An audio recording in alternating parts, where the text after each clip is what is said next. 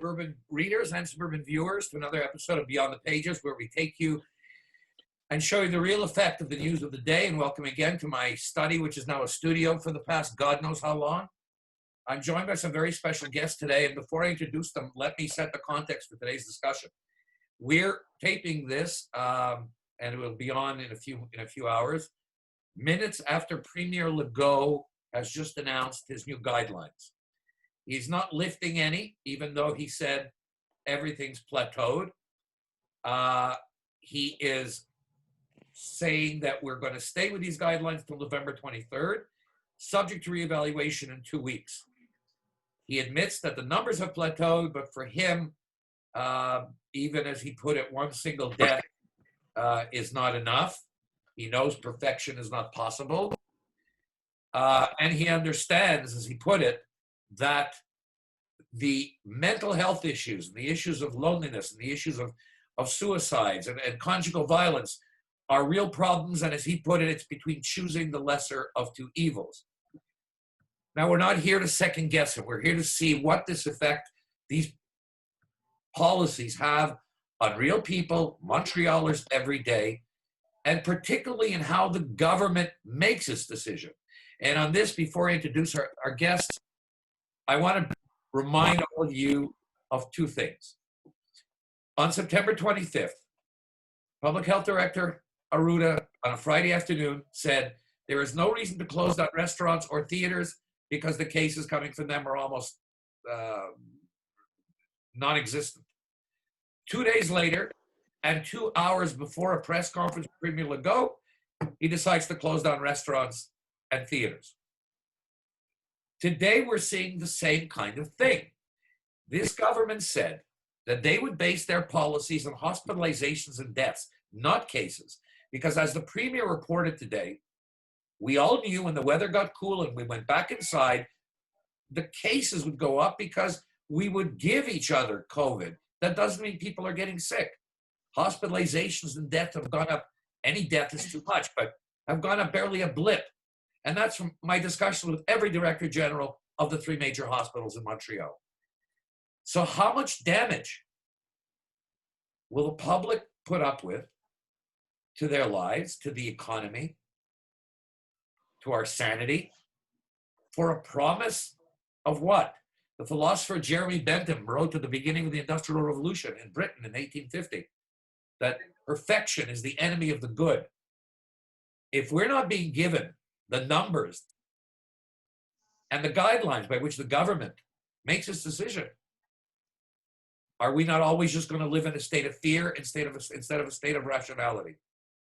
Because this has real effects on real people. The numbers are quite something. 112,000 people in the restaurant and bar industry are unemployed as of the latest lockdown. That's the third greatest number of people employed in any sector after construction and manufacturing, and just slightly ahead of retail. I'm being told by everybody I've spoken to in the retail business, including the president of the Retail Council, that the closure of restaurants particularly has led to at least a 50% drop in customers walking into retail. We may not be able to put up with this for very much longer, and we have to be able to recognize ourselves on the other side of this. Now, my guests today are Peter Sergakis, who holds one of the most substantial portfolios of real estate in Montreal. It's a real success story, but he is also arguably the largest owner of restaurants and places of entertainment in Montreal. And he's, of course, had a particular struggle because he's also trying to keep all his team and all his employees together. We also have Ted Dranias with us, who has opened his fourth, I believe, Petros restaurant. Is it four, Ted? Yes. It's four. And he's doing his best, high-end clientele, but everybody's hurting. And our final guest is Danielle Russell, who's an eloquent and a passionate spokesperson for what an independent entrepreneur has to face in the midst of this, who's been trying to keep her business, Botania, going on Notre Dame Street. Welcome to you all. Thanks for being here. Peter, let me start with a question with you. Thank you. Just over a month ago, I covered and participated in your press conference where you and Danielle were. Ted was there, Glenn Castanera from Ryan Associates, calling for a 30 to 50% cut in taxes, property and commercial taxes from the city of Montreal, because we can't know, and you can't know as business people, where you're going forward. The mayor finally met, well, not the mayor, but the mayor's assistants, Jimmy Zubris, and I forgot who else, but there was a second person there meeting with you. You all met, and the mayor's come up with nothing but a tax freeze for the year. What can business people do, and what do you say in light of the fact that they're extending the lockdown on restaurants for another month? Is this tenable? Can we keep this going? We cannot. It does not make sense. The taxes are abusive already, and they freeze them. I mean, what is the help when you freeze the tax bill? I mean, we need. I made them a list of all kinds of things that is necessary for the people to survive, and other measures to fill up the empty stores, because I mean, you cannot have business and you cannot have restaurants in the middle of 40-30% empty spaces. I mean, I don't think, first of all, I don't think the mayor of Montreal or the mayoress of Montreal, whatever I can call her, knows how to deal with the situation. The situation of Montreal, it's very, very bad. I mean, we need changes, profound changes, and not superficial changes. I mean, I hear them talking every day. We have to fix this street. I mean, we have to fix it to bring people back to the street. Like she went and said to people, to the suburb people, come to Montreal, you have a free parking. It's not the only solution. Nobody's gonna come to Montreal to shop. So many businesses are closed. The suburb people think that Montreal is dead. There is nothing to do with Montreal. I don't understand why the government of Quebec doesn't get involved and to help Montreal and start up a system to help the business reopen. And now today, the Prime Minister of Quebec said, well, we're not going to open nothing until the 27th of November. Listen, since I heard him talking, I feel worse than I felt, and before I felt very bad. But could you imagine? And he says, we're going to see then if we're going to reopen. Guys, forget it. It's the end of the restaurants. It's the end of the bars. I can't see anybody surviving into this. I mean, Ted, I don't think, yes. Ted, you've got 4 properties, 4 locations. So you hear the premier saying, we're extending this. You're getting your tax bills. You're getting your business tax bills, your property tax. How far does an entrepreneur say, so far and no longer? I'll commit this much money. I'll keep my employees together as much as I can.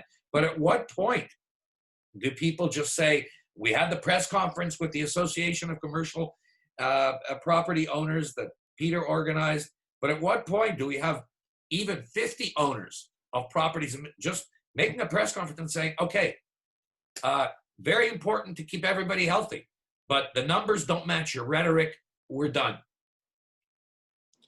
Well, the numbers don't make any sense, but once you hit, it's like playing a game of poker. You know, you can only go in so much, you know, so you're on your last few chips. And a lot of the restaurant people are on their last few chips. So you keep looking at your chips and you say, what do I do? Do I go in? You know, it's a lost situation.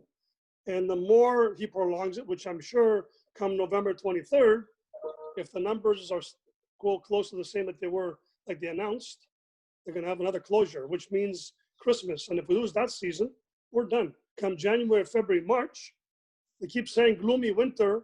It's going to be a long, gloomy winter. But how does one keep going when you've got property and commercial tax bills and rent that are substantial, and the new rent support program for the feds has not kicked in yet. No, it hasn't. You have to apply for it on your own. Now the landlords no longer apply for it. Now The you apply operator has directly. to go and apply for it. That's right. Actually, And then going back to the provincial help, we haven't seen a buck yet. They keep telling us they're going to give us small money. they tell us they're going to give us, but they haven't given us anything. Now, how can you carry on if you don't know I've how you're heard, going to get it and what you're going to get? I've heard from restaurant owners that this $15,000 maximum that Quebec wants to give is nothing. It'll cover 3-4 days. Peanuts. I said at the CJD, this is peanuts. We need more money than that. We've been telling them since the beginning. But I don't think they care about the restaurants and bars.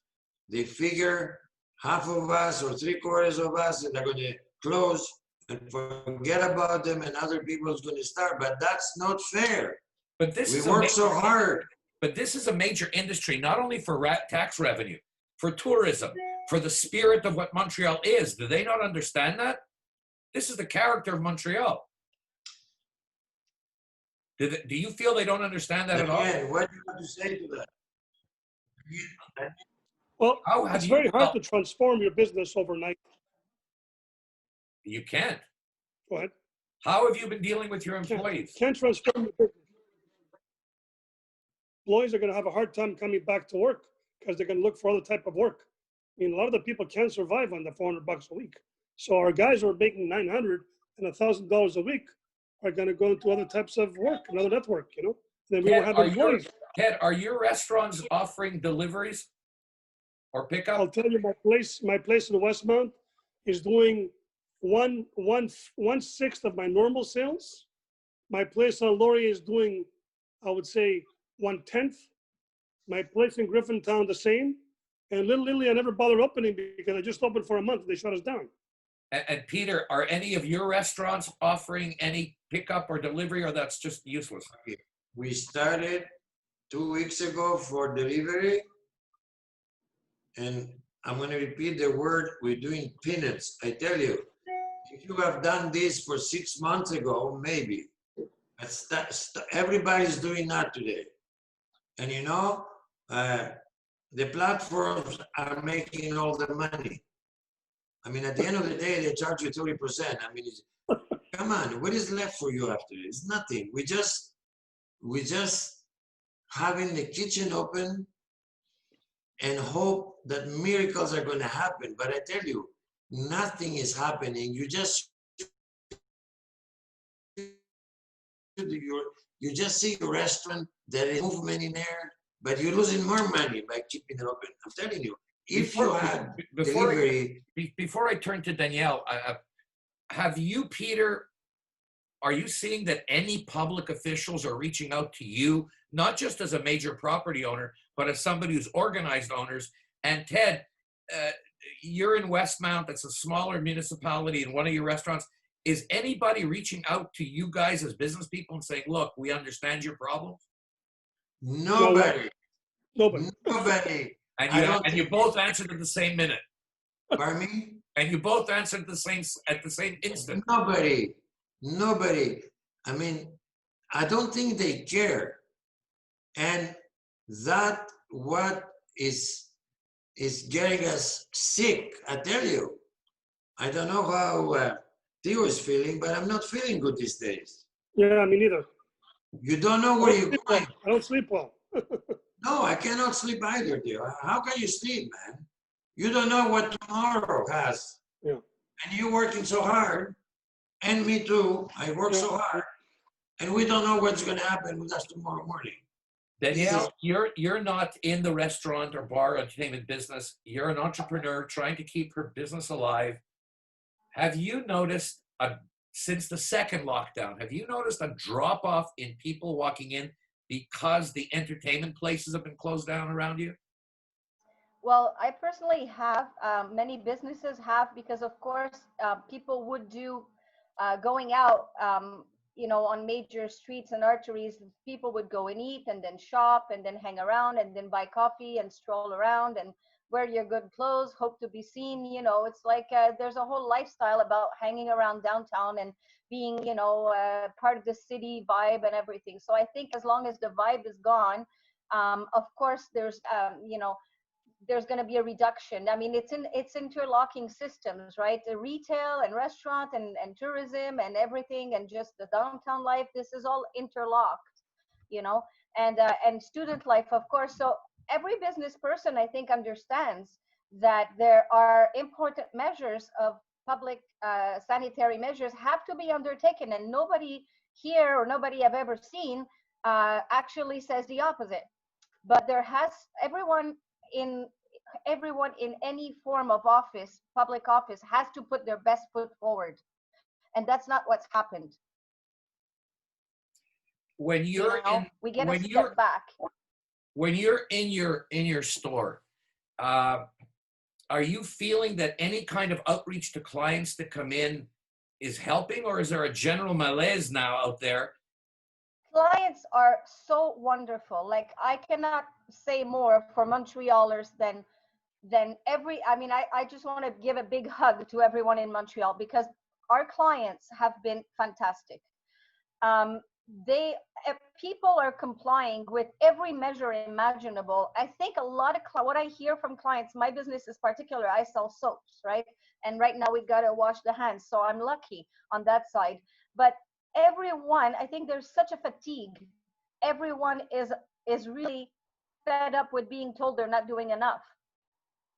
People are trying hard. They followed every measure. I mean, when I look at restaurateurs, for example, that have installed plexiglass everywhere, but then you see 40 people at Costco lining up for a hot dog. I'm sorry, I cannot put those two in the same picture and say that that's fair, because I don't think I take less risks the other.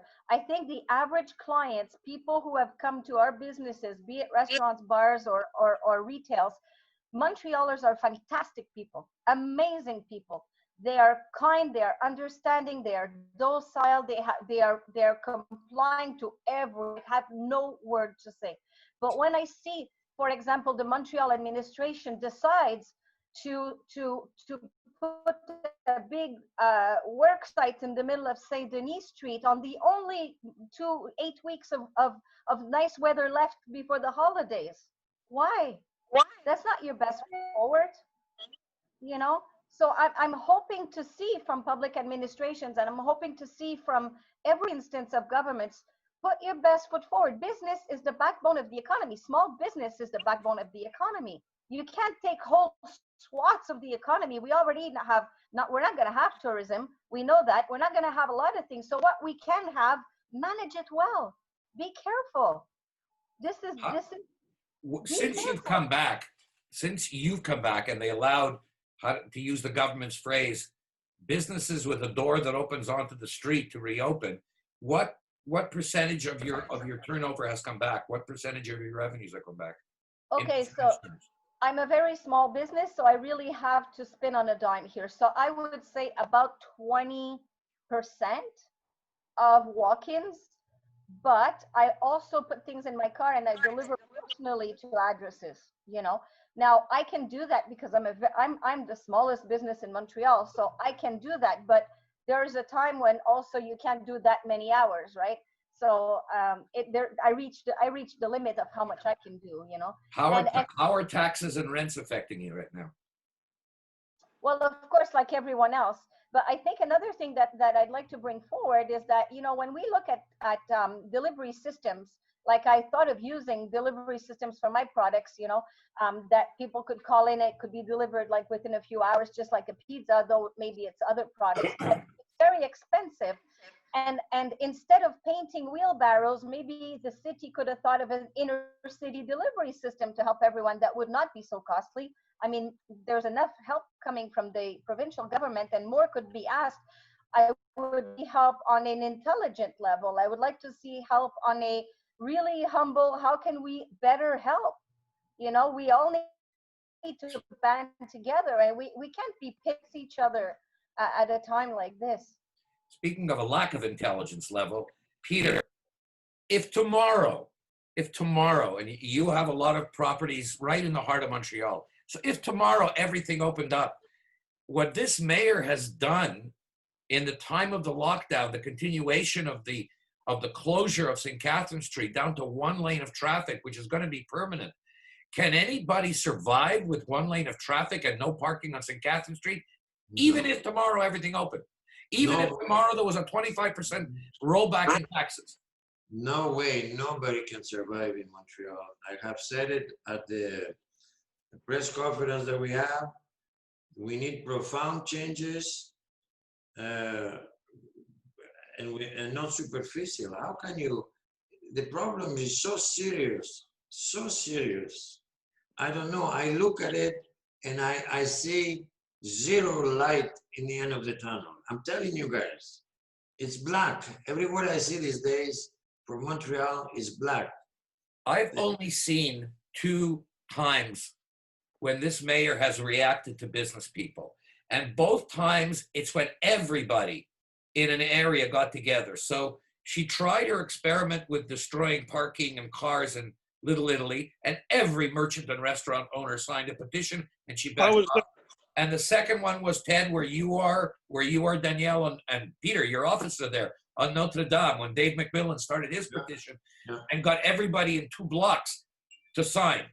It seems that's the only way, and correct me if I'm wrong, Peter, particularly, and you know the area, but I did a series of interviews with the merchants on St. Catherine Street, from Bishop to Phillips Square. And our friend Rafi Kachunian, who owns Vasco Cigars, had started a petition to get the parking back. And only 7 merchants had the courage or the comfort to sign. The St. Catherine Street merchants struck me as scared. Is that a misimpression, or what is your feeling about the business people themselves on St. Catherine? Well, first of all, if we take the Merchant Association downtown, they never want to criticize the government, I mean the city. So they're asking for things, they're not precise, and it's true, some of the merchants are discouraged, and that's why it's hard to mobilize them altogether. I'm telling you, it's very difficult. Everybody has the problems, and everybody thinks that the problem cannot be solved. That's where it's depressing, and they are depressed as well. It's serious, very serious, and nobody is coming in to solve the problem. This is what it bothers me. There is no way out. We're just waiting for what? What is going to happen? Everything's going to close. Look how many clothing stores, shoe stores, everyone. The big firms are going out of business. So what we're going to do? This is it. Danielle, did you want to say something to this point? Were you? Yeah, I wanted to say that I was a board member of one of those Sociétés de Développement Commercial, the SDCs that they have, and it's extremely difficult because the SDC collects their membership fees through the city. So the city collects, right? Okay, so then you go at meetings where a city elected official sits at the meetings. So every merchant, so you've got out of a 1,000 merchants or 500 or 100 or whatever, how big the association is, you're still going to have a core 10, 12 people sitting at a meeting where there's an elected official. I've heard the complaints about the Sodex. Yeah. Basically, they're just bureaucrats for the city, controlling the merchants instead of helping the merchants. Well, the thing is, you have a city official, and also you have a white collar guy, you know, or lady who's going to be in the borough, right? So you get 2 people who theoretically shouldn't vote, but then they influence the vote. And then the hired director general or directrice générale of this group, their job is on the line, because if they have to make it's a rather public job, right? So they have to maintain satisfaction of the city officials. and they have to keep good relations with them, because if they're going to negotiate on behalf of the merchants with the city, they want to be in a harmonious relationship. So they're in a conflict of interest the day they're hired. My friends, we're coming up. We're fighting the clock here. We've got 2 minutes left. I want to ask Ted a question. I want to leave a final word for Peter. Ted, in Westmount, I've noticed, and maybe it's anecdotal, I've noticed that in the West Island, things, they're still difficult for restaurants, but there seems to be more cooperation with the local municipalities. Are you seeing that in Westmount, or is it like everybody's hands are tied? No, Westmount, everybody's on their own. We're all fending on our own. But I want to say, most important thing is that the Legault government has no platform to treat the businesses and give us some kind of real statistical information. You're talking about the federal Liberal government? No, the provincial. It's the Legault government. It's a CAC government. Yeah, the Legault government, on the day they closed restaurants down, there was 10 cases in the hospital, and there were only 10 today. So what has changed since a month? This is another thing that I've written about and I've asked about, and I have a feeling that this was even the mask decision. We went down to 200 cases a day in June. Third week of July was when they made masks mandatory, and without explaining why. And most of it, from what I've been able to gather, was more to give people a crutch to be more comfortable to go out. But that hasn't worked. I get the impression people are more scared than ever. They put fear into their heads. Well, it's psychological bashing. You know, a lot of the people, I see my Westmount clientele being elderly, are very paranoid, and a lot of them don't even go out anymore, you know? I mean, Westmount is a ghost town after 7. Peter, a last question. The last question goes to you. How much time do we have?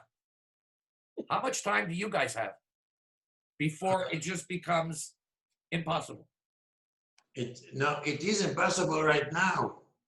The restaurants and bars have to open. I tell you something. We're doing a better job.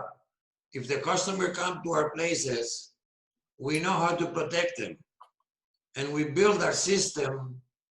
That struck me today also. There was a report about airplanes and how good the airplanes are handling everything, but so did the restaurants. You were cleaning, you were separating. You spent, I know one restaurant spent $40,000 on separators, divisions, and everything else. People are getting sick in the houses because they gather, because they have nowhere to go. In our restaurants, as they walk in, we take care of them. We make sure that they follow all the health conditions that desire, and we are a solution for the government. Peter, last question. The Association of Atomic Scientists always puts out a report with a clock, how much nuclear weapons are out there. And they always say, we're 1 minute to midnight, we're 30 seconds to midnight. How close are we to midnight in your industries? We pass midnight, I'm telling you. I'm telling you, I don't think anybody realized we're all there to complain. But it's too late now. I'm telling you, it's too late. I tell you, I see black in front of me. Maybe I lost it the last couple of days, but I see nothing positive out there for the bars and restaurants. I'm telling you, the way I look at it, I don't want to discourage anybody. It's totally black. It's not good because people are going to think that I am negative, but that's how I see the future. Well, Peter, unfortunately, we've had too many politicians that are trying just to sound positive and doing negative things. So you know what? Some truth-telling is maybe what people need to hear. Peter Sergakis, Ted Dranias, Danielle Russell, thank you for being on with us today on Beyond the Pages. Thank you. And we hope to see everybody surviving and prospering as much as possible on the other side of all this. Thank you, Beryl. Thank you all. Thank you, guys.